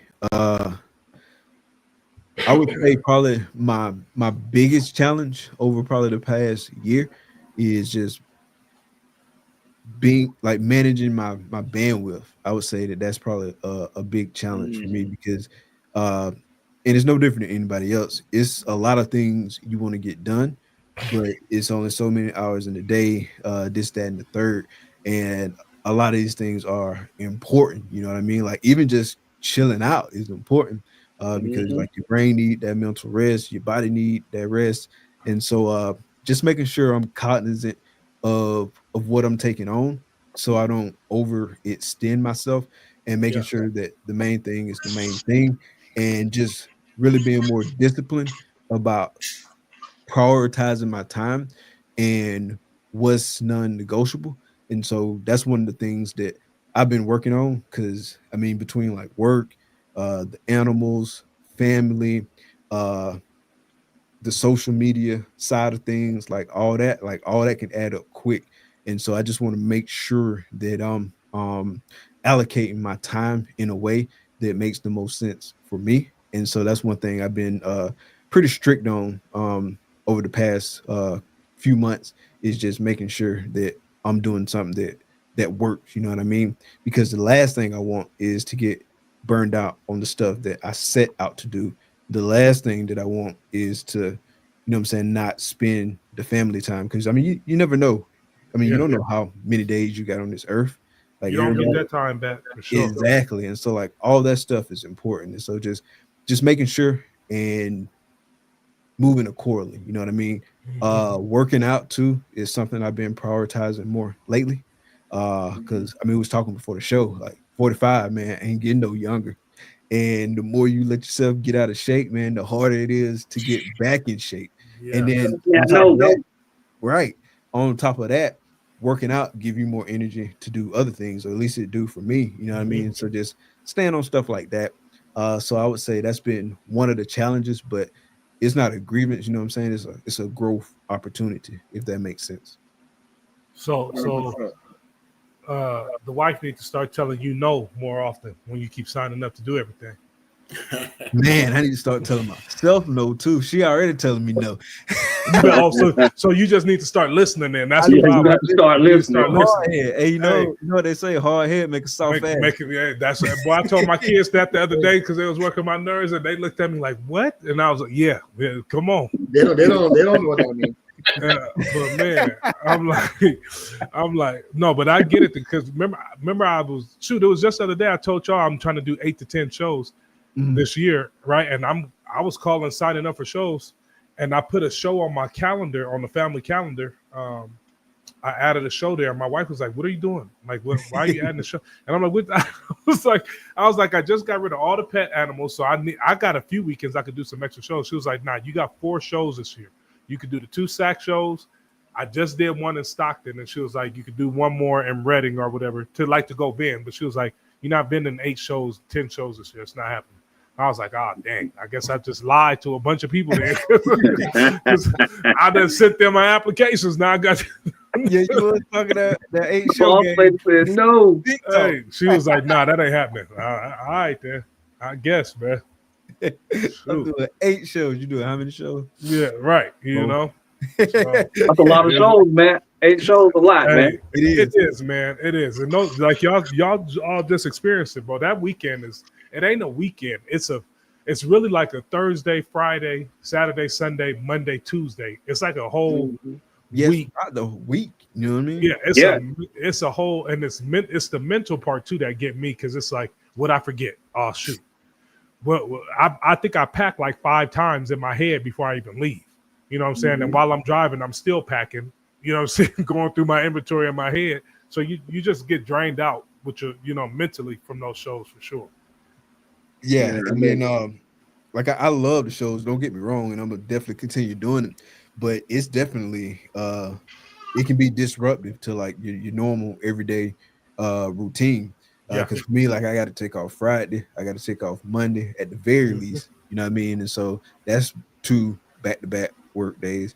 And then, like you said, man, that week leading up to it, that week after, it took me probably about 2 weeks, I would say, after the Atlanta show to get caught up to where I needed to be, or where I felt somewhat comfortable. So yeah, it's definitely it takes some maneuvering for sure. Yeah. Oh yeah, when you hit back home after the show, you got to hit the ground running. What? Yeah. Running. The rodents is basically is walking the door, put the snakes in quarantine, and then just go straight to. You might as well just go straight to the rodents because that's number one. Yeah. Then the next you got to go pull snake turds. Right. I'm so far behind from the show this weekend. I'm like, I ain't worked out all week. I still got all my display cases in the middle of the garage floor. They just it's display cases everywhere. It's just, I'm like, man, I don't know what I'm gonna do. I did the rats though this morning, so I'm good on that end. Yeah, you was up early this morning, like 5 our time, sending pictures to the Double Clutch Patreon chat. Oh yeah, that was after I had already started too. You know, so I'm like, gotta get up and do it, man. Yeah, I seen that message. It was like about 8 in the morning. I'm like, man, it's 5 over there. He up early. And the only reason I was able to wake up at 5 today instead of 3, like I usually do 3:30, is because the kids is on spring break, so I ain't got to get nobody to school. So I was able to take my time this morning. So yeah, I pretty much made a habit of trying to get all my work done on Thursday and Friday to free up my weekend and just chill. I've become pretty good at sitting my ass down now. I know that. I hadn't figured that shit out. I with you on that. It's hard for me just chill, man. Me too, man. What it is, man. It's just hard. Yeah, it is. No, but I think you have to find that time. Hell, If you're just chilling or just going outside walking, you have to find that self-alone time. Like for me, it's just sitting on my back patio smoking a cigar. You know what I mean? I try to find time to do that. See, that's me. I go jump on my tractor and start moving shit around. That's chilling to me. On the tractor, man. his idea of sitting his ass down is working. Sit down on the tractor. Man, that's my piece, man. I can go get on that tractor, get in the snake room. I'm in peace, bro. Yeah, that's works for you. Yeah, you just got to find that thing that works for you and do it. It's important. Like self-care is important. Oh yeah. Pause. Yep.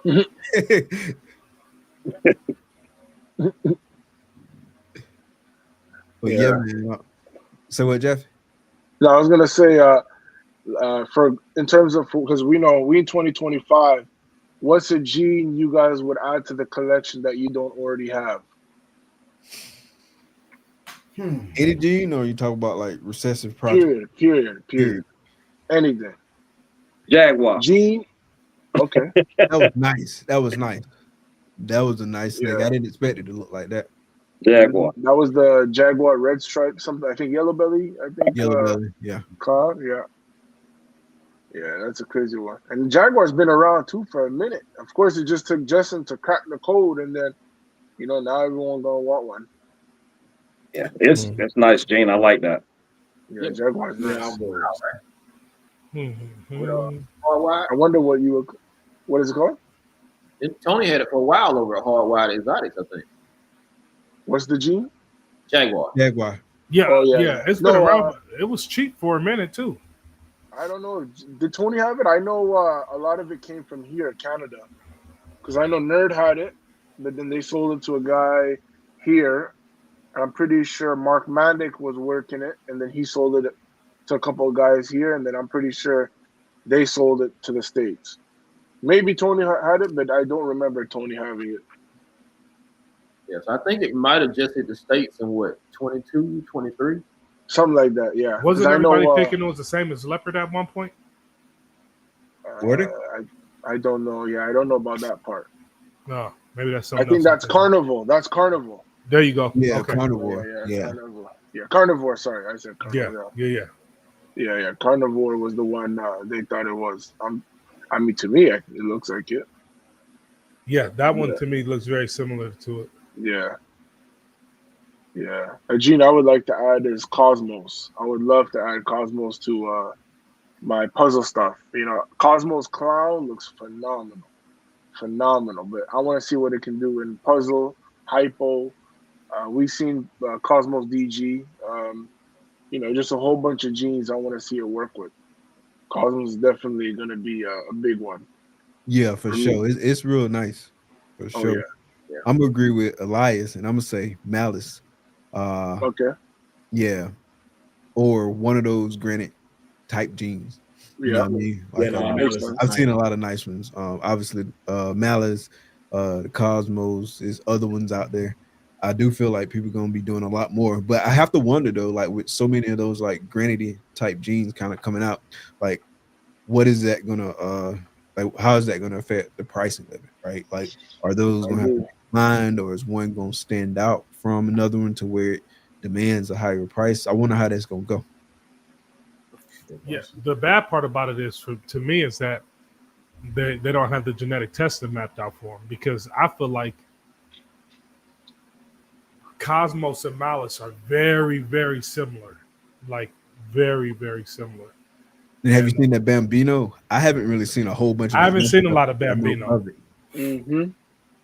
But they look very, very similar to me. And so, yeah, I'd be curious to see what the genetic testing says about those. Is there any? Would you want yours genetic tested? Like, let's say you was the guy. If I was the founder of the gene, would I want a genetic tested? Heck no. I would want to keep my it's a no, not while it's a money grab like it is right now. Heck no. If I'm, you know what I'm saying? Like, I ain't gonna hold you, bro. Like, yeah, no. These shit's going in the trash. Yeah. I'm not. And I'm asking everybody. Hey, I'll sell you one, but you better not turn those sheds in. You better not turn another one of these That's jokers what they in. did. Remember when they said they found out Hurricane and Trick was the same? The world was about to go flip upside down. Right. I would never. No, I would if I was Ash and what's the dude who got Ralph. Cosmos? Ralph. Yeah. No. I'd be me and him be on the phone like, hey, bro, we only selling to people, even if it is the same or it's not. Whoever you sell to, they better not genetic test this stuff.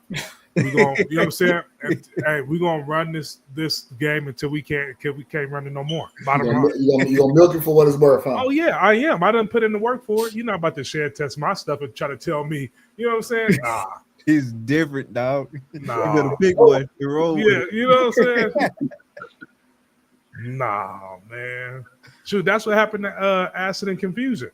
You know. Mm-hmm. I think the fact that they were separate made them hold value a lot longer than what they would have. You know what I'm saying? Because people was like, nah, this is different from this and that. You know what I'm saying? And so now that it's all muddled together in the same thing, it's kind of like, oh shoot. So what we thought was just a little bit of assets or confusions out there is actually double, huh? Didn't they test different? Oh, did they test different? Yeah, I thought they tested different. I said confusion is different. Oh, okay, okay. My bad then. I misspoke. My bad. Yeah, Clarence said, I think he said Tornado. Tornado's a nice one too. Yeah, Tornado's a nice one too. I mean, how do you guys feel about Tornado? I know it's not as worked with for now, but how do you guys feel about the Tornado gene itself? Do you feel like it could be a potential another monsoon where it might overpower another gene, or how do you guys feel about that? That one's recessive too, right? Tornado's recessive. Yeah. I don't think we've seen enough combos in it.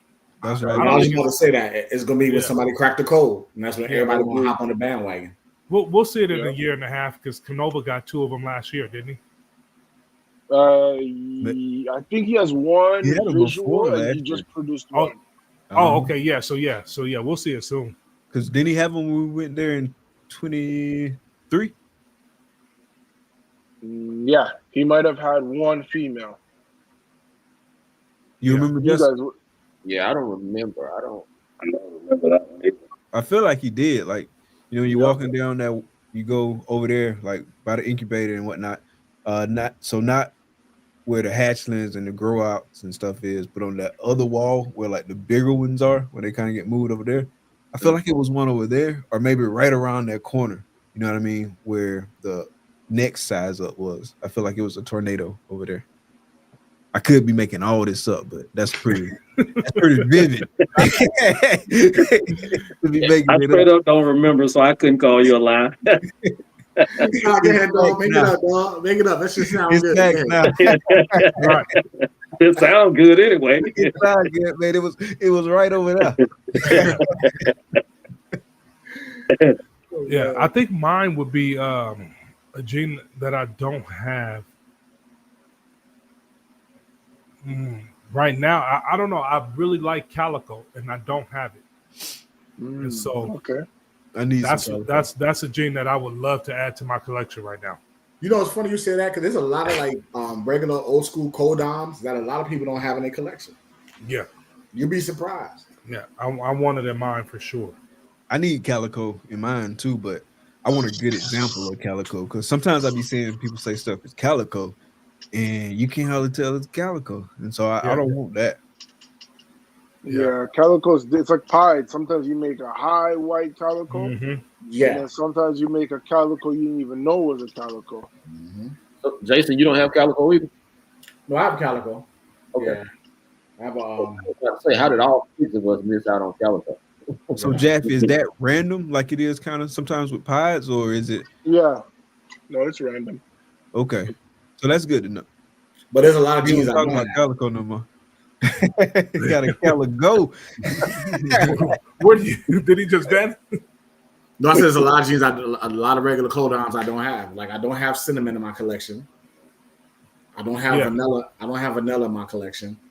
I got vanilla. Okay. What else I don't have? Don't have cinnamon. Don't have vanilla. Yeah, I got a lot of vanilla. Yeah, right. You need vanilla? I don't know if I need it, but I know I don't have it. I think you need it. This is gonna be strange, but I need hurricane. Okay. You ain't got hurricane? You settle for trick. Not a great. Oh, that's all the same. Not a great example, and not really what I'm looking for. So no, and I need acid. Okay. You know, acid and red stripe is a lilac. That's a crazy one. Really? Yeah, from what I understood, acid and red stripe is a lilac. Yeah, that's what I heard as well. Yeah. But then, like, because we were saying that the other day, we was talking about it. I forget where. I don't know if it was. I don't know what show it was on. But then there was people in the chat saying, "Oh, I got a red stripe confusion." Is it acid and red stripe or confusion and red stripe? I thought it was acid and confusion, or acid and red stripe. Because I thought it was confusion and red stripe, and so maybe that's too. Yeah. So you thought it was confusion? I thought it was confusion because Canova was the one who I think I saw a video of it on. Okay, then maybe it was confusion. He works confusion. He don't work acid. And then there was people in the chat saying that they bred a confusion red stripe and they produced confusion red stripes. And then Ash, she asked a good question, like which red stripe. So since they testing different, maybe one is a lilac and one is not. Wait, there's two different red stripes now too? Yeah, I did say that. Yeah, man, I'm done with this. Man, I'm with you, man. I was like, I'm selling the whole new red stripe. Come on. Hey, I'm selling that. Hey, just somebody DM me. Let me send you a list because I'm done with all this, man. This is out of control. It's out of control. What? Oh, man. Yeah, hey, not for nothing, man. I felt that way when they did the DGA and DGBC, and when that came out, I was like, man. Yeah, that messed me. Yeah, I'm glad they was wrong with that. I hope they wrong with this red stripe stuff too. They need to be wrong with that. And it's in black pastel too. I think there's like 3 different lines too. Yeah, because Barnhart, the regular one, and then there's another one. Brock, I think, just mentioned that he said he sent in and it didn't come back as black pastel. Do they have a test for Barnhart black pastel, or is it just tested negative for? No, they got a test. They got a test now. Oh, so they got a test for, and so it tested negative for both. Yeah, so they had for black pastel. So Barnhart, they tested it. It came back negative, even though visually it was a black pastel, and they ended up sequencing it, all that, found it, and that's how they have the Barnhart and then the regular one. I'm talking about this third one. This third one tested negative for both. Yeah, Barnhart and the regular. Yeah. Gotcha. Yeah, I think Brock made a post recently. Okay. So that's interesting too. Yes, I'm almost sure a lot of the animals that I sold this past season were probably red stripe or whatever this line is that they can't test for. Because when RGI contacted me, they were saying that Justin had some red stripe that they couldn't test for that was known red stripe, and most of my animals came from Justin. Yep, my boy had that happen too. He got an animal that was sold as a potential red stripe, but he was confident it was red stripe. He sent the genetic for the genetic testing, came back negative, but then when he produced a clutch with the female, she for sure produced red stripes. Yeah. So it's interesting. And It's a good thing. Ultra males, this Yep. compatible. Yep. There was a Noah male, and then there was another one. So I need to hold back all my red stripe stuff that I'm making. Nah. That's what I was thinking. I was like, nah, if I hold all this back, I'm gonna have too many hold back. So I just told them anyway. I said, I'll let the customers win on that. If red stripes, they just win it for free, whatever, you know. Right. Mm-hmm. And then what's up in that Cypress leopard clown male that be making the snakes pop that we can't figure out? I wonder what that is. I might just do a panel on it just to see if something pop up. In your Cypress stuff? Yeah, because all my Cypress stuff come from that Cypress leopard clown, and then you like get some stuff you don't really expect, and you're like, wait, what? What is this? What is this? It's kind of crazy. Yeah, I know. I got 2 females like that, 2 Cypress clown females, and one of them is totally different. They come from Justin. Yep. Line? Yep. Yeah. Justin Thomas. We talking about? Yeah, Justin Thomas. Yeah. Yeah. So all of those Cypress originated from the same male. It was a Cypress leopard head clown. So whatever it is, it's been in my Cypress stuff since forever. So it's. And that male, that first male, the Cypress head, he came from Tom. No, he came from Justin. He came from Justin. Yeah. Gotcha. Yeah,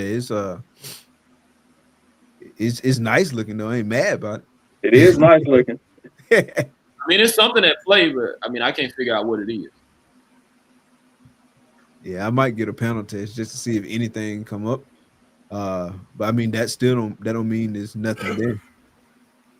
Right. I have a female from that.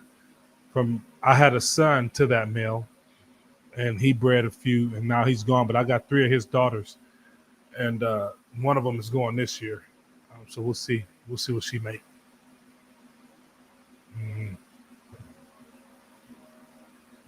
We headed back to the Elite 8, Mike. Oh man, I forgot to check the score. I appreciate it. Roll Tide, baby. Oh yeah, we up 85-69 with minute 25 to go. Oh yeah, that game done. Yeah. What they talking about dinkers in this chat? Say again. I was trying to see what they're saying about dinkers in this chat.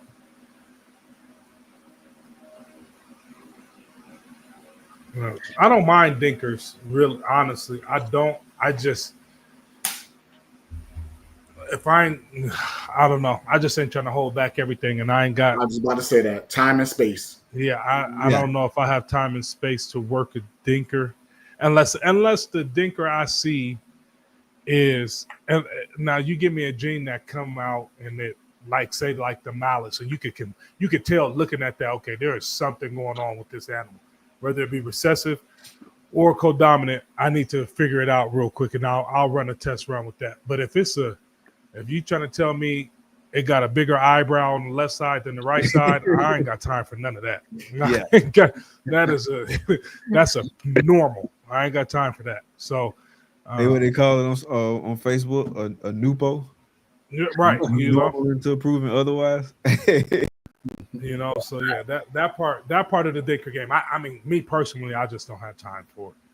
Me either. Yeah. I don't. I'd rather breed with somebody who was already proven to be a genetic and work that angle. Same here, man. Time, space. What happens if you invest a whole rack of space 6 to 10 years into this, and it turns out to be nothing? I mean, right. And I'm not putting a whole rack of dinkers. I'm not doing that. I just can't see doing that. I mean, because it costs you a whole rack to do that, because you're going to have to hold back so much. You're going to have to breed this to stuff that you could have bred other animals to. Right. Yeah, you need a lot of time and a lot of space. And a lot of rats, because I ain't wasting no rats on them, no nothing. I'm not doing none of that. That's a good point, too. The opportunity cost. They don't get fed once a month. Yeah. They look like a normal. They getting fed once a month if they are working a dinker project. Like I said, it got to be the original dinker got to have some kind of strong expression that I'm like, okay, there's something in here I got to check out. Like I have to. But if it ain't speaking like that to me, it ain't. Nah.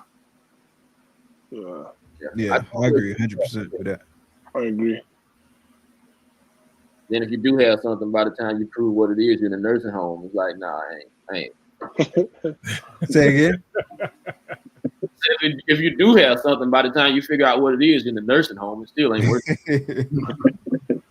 Yeah, I think Ralph said it took him 7 years to get the Cosmos off the ground. So from starting, because remember, a lot of these dinkers don't want to eat. They just chilling in the rock. They used to being, in the dirt in Africa. So some of them don't adjust well to coming to captivity. So you might take you some time to feed it. And then from there, you have to breed it. And if it's a male, it might not want to breed. If it's a female, not want to breed. So, it takes some time. Unless, like Matt said, unless it's something like super obvious, then okay. Like, it is what it is. But I ain't trying to breed for no one freckle on the left side of the lip. Okay, I know there's something here. Yeah, and it's different. Like with Cosmos, like it was clearly something there. Same thing with Malice. It's clearly something there. But that's the thing with Cosmos, it was clearly something there, and it took 7 years. Yeah. Right. Yeah. So I mean, think about that. Yeah. Not to mention if it's a recessive, now you're talking even double that because you got to breed the visual or het. Then you got to breed it again. Then you got to figure out what it does with some genes. And now if it's a recessive, you got to wait double the time. And then you still have to sell this to the market. Mm-hmm. Yeah, so they asked how we get new genes. And I'm not saying it shouldn't be done. I'm just saying I'm not doing it. That's what we say. We don't got time to do. That's what we say. Definitely. That's what we say. We're just not doing it. Figure it out. It's just not. Right. Yeah. We'll get it once it's established. That's what we're saying. Yeah. At this point in my life, I got a job, 3 kids, and a wife, and that I just don't. You know what I'm saying? There's priorities, like we said earlier. If I was young, single, and didn't do nothing but mess with snakes and go to work, then that's a whole different thing. But yeah, I just like you said, you have to be able to sell that. You got to be able to get people to believe that there's something there. You know what I'm saying? And if it's not something that's there that's eye-catching, you're not going to be able to get people to buy into it. And then I want you to do all the work. Like people are going to want you to do all the work. That you run into bell complexes, that you run into, you know what I'm saying? That you run into fire complexes, that you run into spot nose complexes. Do it, got to wobble. That you don't do all that in a year. And the average person, I feel like the lifespan of a breeder in this hobby is shorter than the NFL career. And that's NFL career is 3.5 years. And cats come and go on this career. And they be alive on YouTube one day and y'all gone the next day. So a dinker project for most cats coming into this is not, it's just not something that they can do, So and then it comes down to if you're a hobbyist or not. If you're just doing this for a hobby, do your thing, whatever, I mean, the time doesn't matter to you. But it's for a business. I mean, that's different. Yeah, I agree with that. Yeah, and I respect Ash for putting in the work, because I mean you reap the benefits that you know what I'm saying, that you sow for putting in the work. You know what I'm saying? Now you reaping the benefits. I ain't mad at you at all for it. But I think a lot of people see his dinker like I'm just using him because he's got one of the newest. I wouldn't even call it a dinker. It's not a dinker. I want to be clear, Malice ain't a dinker. Yeah, it's not a dinker. It's an actual gene. And a mutation. So it's something that's been proven out, right?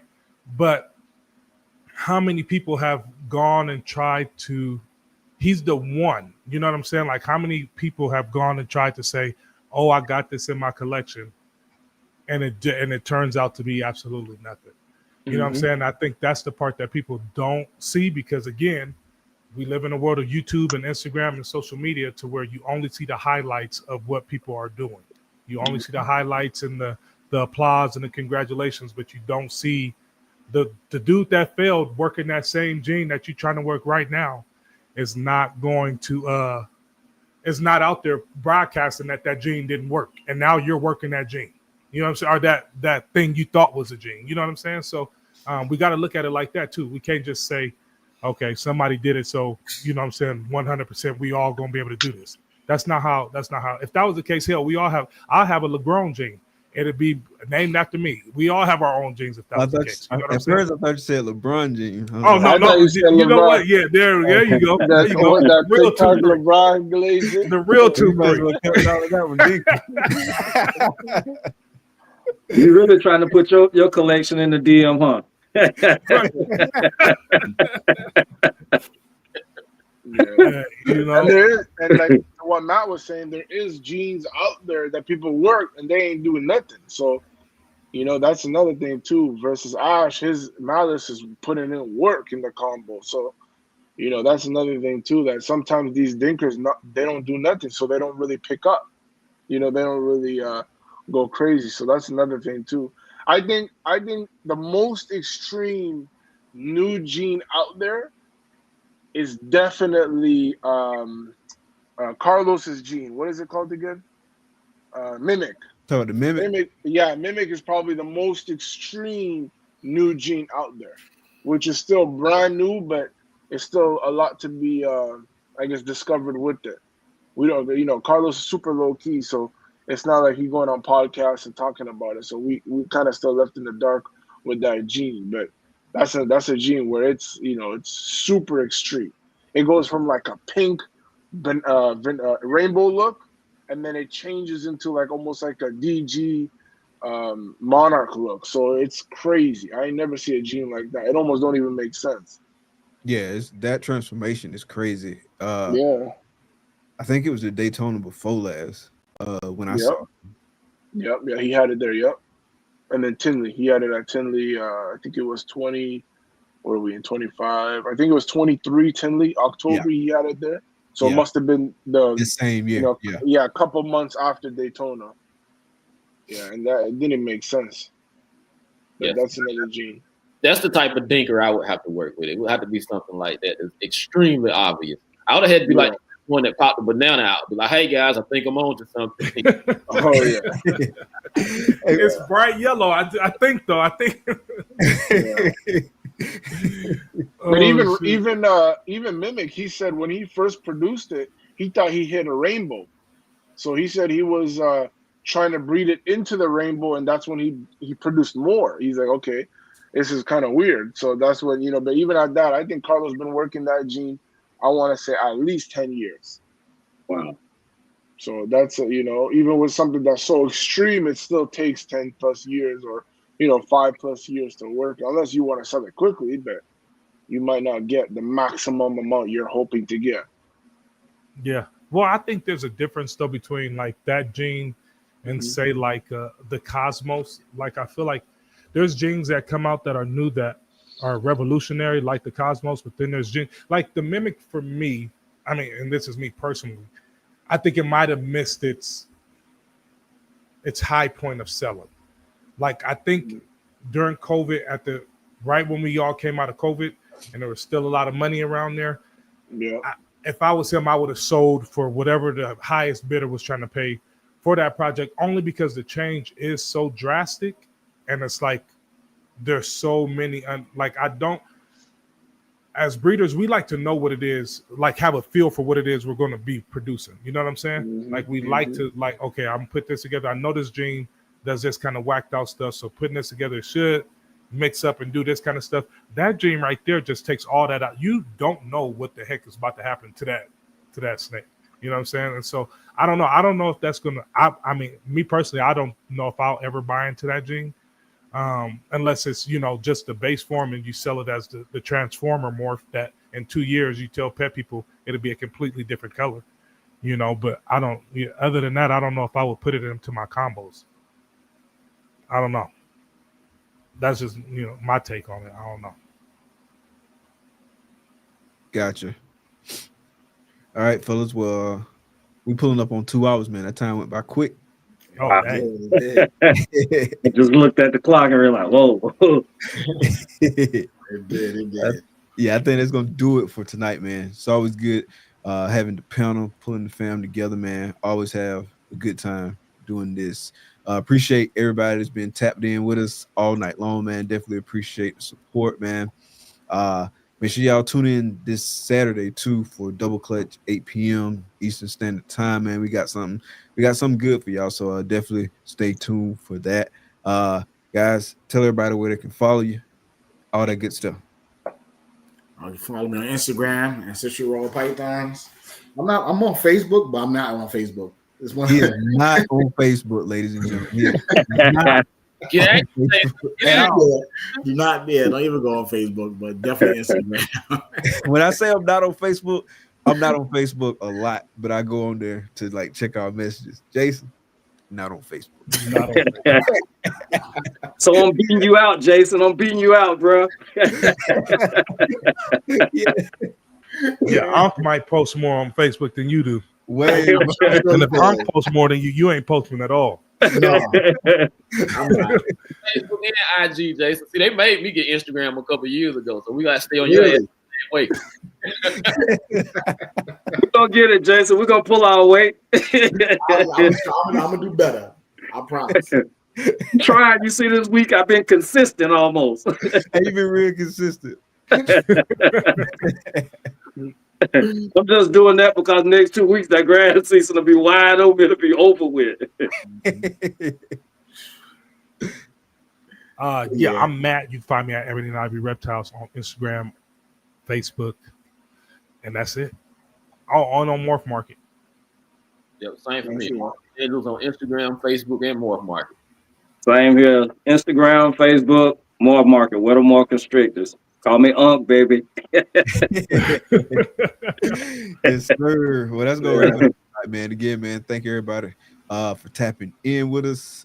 Until next time, I'm Mike. These are the homies. The lovely lady behind the scenes is Takar.